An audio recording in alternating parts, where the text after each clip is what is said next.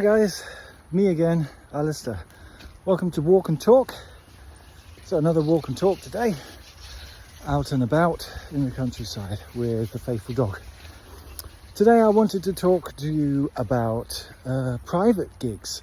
So gigs where you get booked by private person for birthdays, corporate events where the boss books you for anniversaries, something like that. So basically where you're not looking at a professional organization or town council organizations or event planners or things like that who know what they're doing, but private people, you know, it could be friends, could be neighbors, could be somebody you know who want to book your band for this event. And there are certain pitfalls involved with this sort of thing. Oh, wait a minute. Don't know if you can see that, but yeah, there's a deer just hopping off in the distance. We just disturbed him, so can be quiet for a minute and let him run away. Okay, so the deer has run off now, so we can go back to walk and talk. Yeah, so there are certain pitfalls involved in playing this kind of gig, and as an example, I just want to sort of explain what went down this Friday with the band. We were booked for a corporate or private event. It was a company anniversary sort of thing. Smaller event, I think about 250 people max. Place was packed. The venue was, and this is the first point, the venue was too small basically for the amount of people, and they had a sit-down meal at large tables, and it was all the personnel of the event could do to walk between the tables and the chairs to actually serve the guests. It was so tightly packed.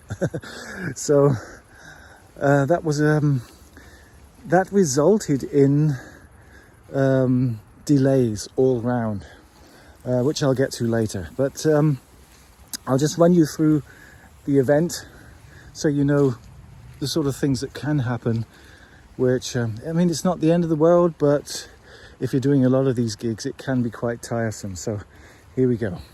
The rundown is basically, it was on a Friday, and if you are like me, not a full-time musician, but you actually have a normal daytime job, as most of us do, and you're just gigging at the weekends for a bit of extra money and just for the fun of it, then getting to a gig on a Friday late afternoon, early evening can be a bit of a stressful event. You know, got to get off work on time, if not a little bit early, rush home, get things sorted, get your stuff packed, get showered and changed and ready to go. So that can be a bit of a stressful thing, as it was this Friday evening, or last Friday evening, because we had to be there to set up by 4:15 in the afternoon, which is quite early.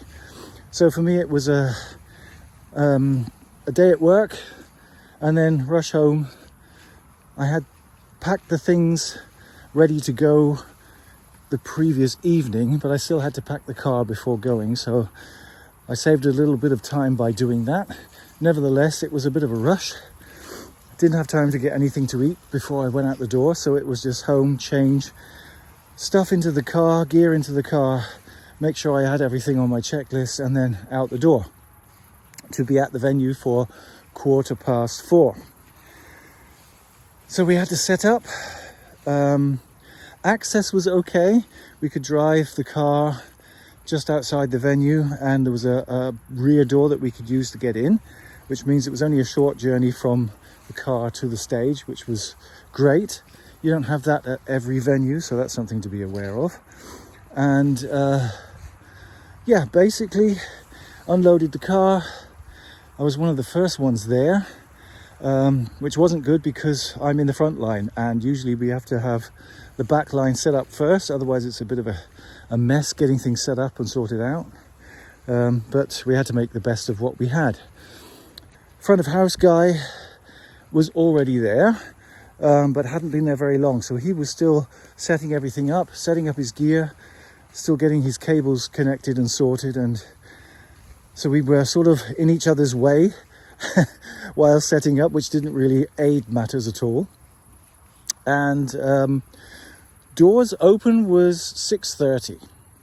So we did have enough time to get set up and sound check, but it still was a bit of a rush because of the size of the event. It was quite a small stage, and we were getting in each other's way, putting things up, getting things set up and doing the wiring and all that. So it was a bit of a rush. And the guy who does our sound, he's our steady sound guy who's always with us whenever we go out anywhere. He provided the PA, and he also had to provide a little bit of light for this occasion because there was no light in the venue that we could use. So he had double the work to do basically, and just the same amount of time that he would have to normally set up the PA. So we did help out a little bit, but it was a bit of a rush, and we were pushed for time by the end.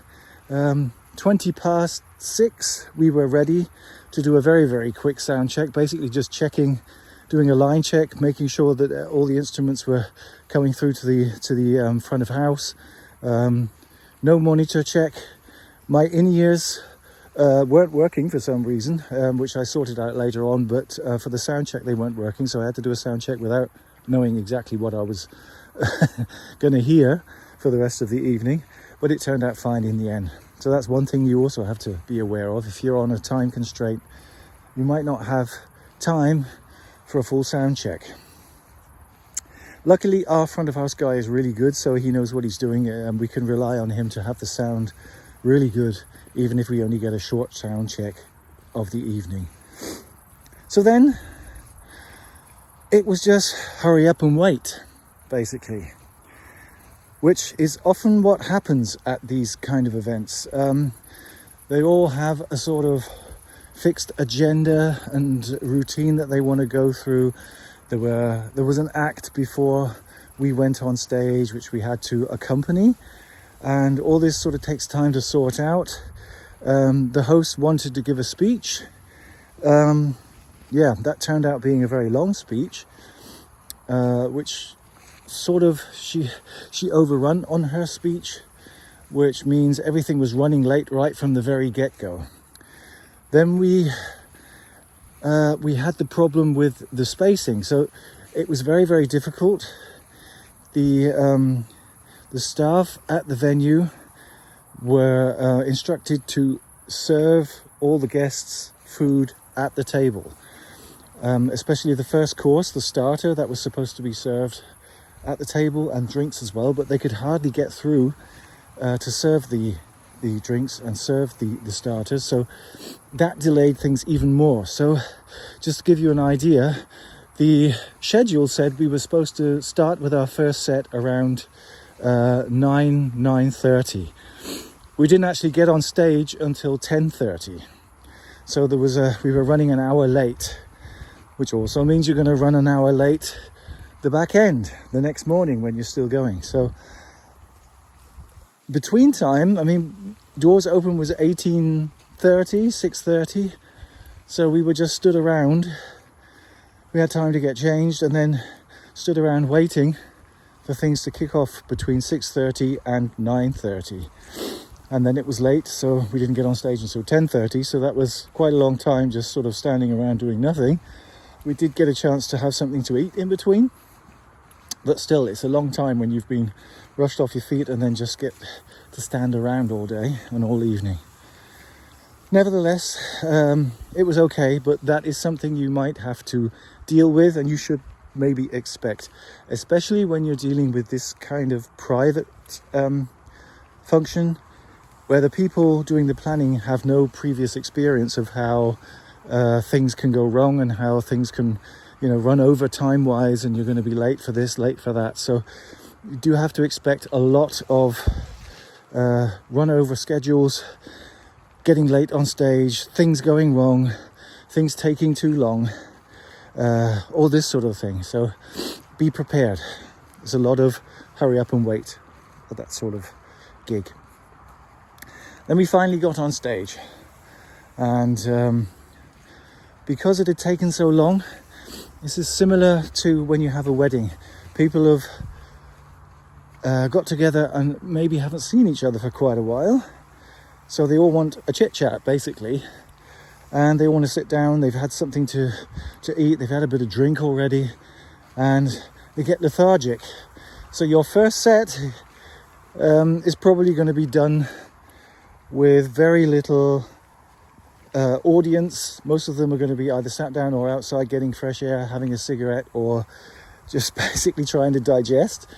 Nobody's going to be up and dancing at that point, or not many people at least. And things only really kick off later in the evening, which was the case here this evening. So the first set was basically to a handful of people who were ready to get up and dance, and everybody else was either at the bar or outside. Then we played, I think it was about a 3/4 of an hour set, and we had a short break. Luckily we had a DJ with us, so he could fill the spaces, but we still kept the breaks in between sets as short as possible, basically just allowing us to go to the toilet and have a quick drink and then get back on stage, because of the time that it had taken to get going in the first place. So we didn't want to have long breaks, because that would mean the people wouldn't stay in the dance area. They would go outside or grab a drink, and then it would be hard to get them back again. So what we did was kept it under 15 minutes break, usually about 10 minutes, and then back on stage and ready for the DJ to finish his last song, and then back to playing the next set, which is what we did. Total of 4 sets, which took us into the early hours of the morning, and it was a good gig.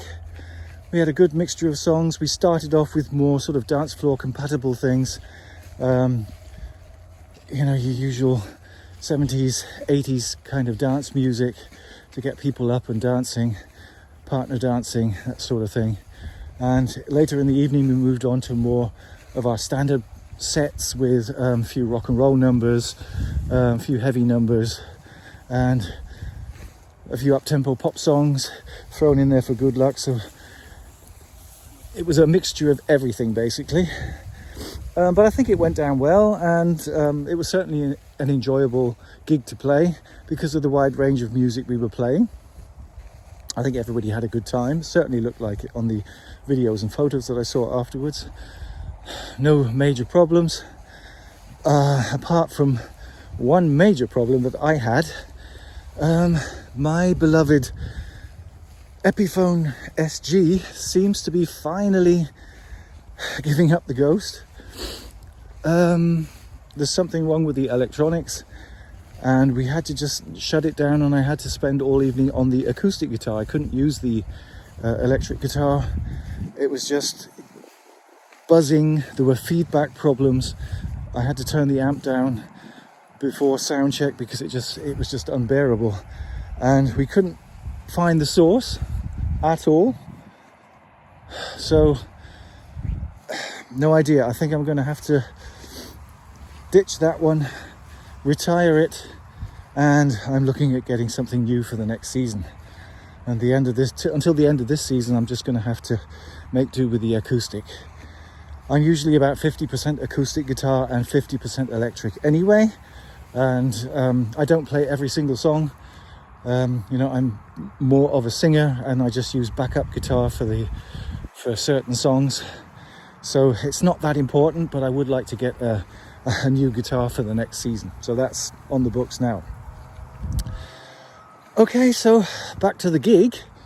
And after we had finished playing, that's when the real hard work starts. So we played until I think, let me think when I got off stage. It must have been about 3:15, 3:30, something like that. And you don't want to be an a-hole. So even though you can pack up your own kit pretty quickly, I mean, I've only got 2 guitars, my amp, and a few bits and bobs that I need to unplug and pack up. So I'm done pretty quickly. But some of the other guys, especially the keyboarder, I mean, he's got 2 keyboards, he's got all his equipment, he's got his keyboard stands, and he also plays guitar, so he's got an amp and a guitar and lots of cables and stuff that he needs to pack up. So we usually help each other out to make sure we're all finished at the same time and nobody just buggers off and is a jack and does it on his own. So we did that, and then we helped out with the PA. So we all dug in and did our part and took down the PA and stashed it all away in the van to help the PA guy who was alone and had to travel back to Bielefeld, which is a good 30-40 minutes drive from where we were playing that gig anyway. So he was going to be home very, very late or very, very early, however you want to see it. So we decided to stay on with him and help him pack up and not just leave him there to do it on his own, which is the sort of thing you should do as a band, and we always do.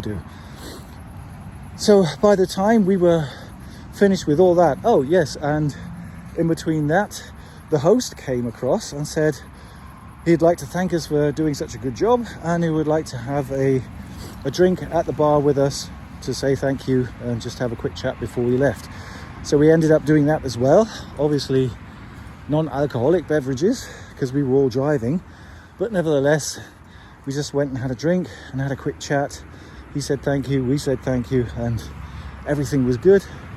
And then we finished packing up the van, but I didn't get through the door until about 5:10 in the morning, just to give you an idea. So it was a very long day for playing 4 sets, and I suppose you can imagine these aren't the best paying jobs in the world. I left home for this gig at 4:15 in the afternoon on Friday and didn't get home through the door until 5:15 the next morning. So it was a long day. And this sort of thing can be expected.